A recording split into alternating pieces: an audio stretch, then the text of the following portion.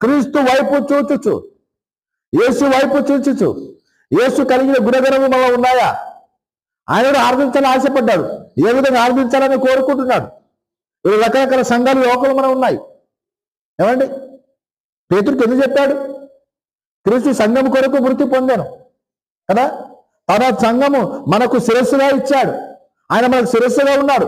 శిరస్సుగా ఉన్న వాడిని ఆయన నామని మనం ఆరాధించాలి. ఆయన నామని మనం ఘనపరచాలి. యేసును ఆరాధించే విధంగా, యేసును మహిమపరిచే విధంగా ఈరోజు సంఘాలు రకరకాల పేర్లు పెట్టుకుంటారు. నేను వారికి తప్పు అని వినట్లేదు కదా. కొండల పేరు, గుట్టల పేర్లు కదా. ఏమంటే బైబిల్ ఏం చెప్తుంది? ఉన్నాయి సంఘాల పేర్లు, గుట్టల పేరు, కొండల పేరు, బావుల పేరు కదా, తొవ్వల పేరు, స్థలాల పేరు. ఇవన్నీ దేవునికి ఇష్టమైన ఎలా మహిమపరుస్తాయని ఆయన నామము అన్నాడు. ఏమన్నాడు?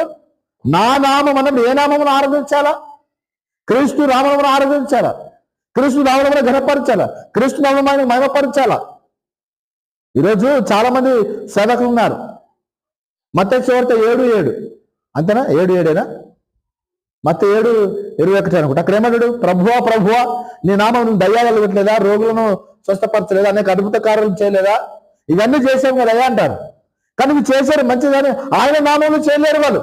వారికి ఇష్టానుసారంగా వారు ప్రజలను మద్దపెట్టినట్లు మనం చూస్తున్నాం. అక్కడ వారి విషయంలో చెప్పారు దేవుడు. ఏమన్నాడు? అక్రమం చేయి వారులారా నా యొద్ద నుండి మీరు వెళ్ళిపోండి అన్న. మరి ఎవరు నమ్ముదాం ఇప్పుడు మనము? అంటే జరిగాయని ఉన్నది.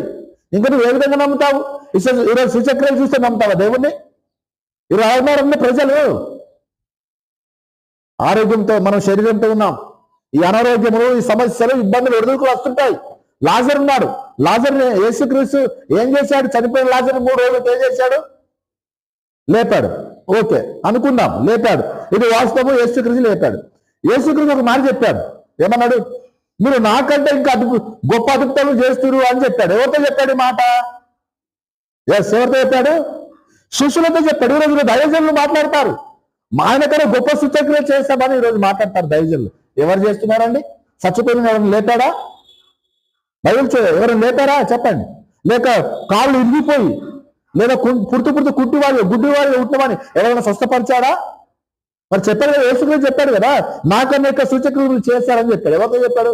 12 మంది శిష్యులతో చెప్పాడు. ఆ 12 మంది శిష్యులు చచ్చిపోయిన లేపారు, అద్భుతాలు చేశారు, మన యొక్క మాతకార్యాలు చేశారు.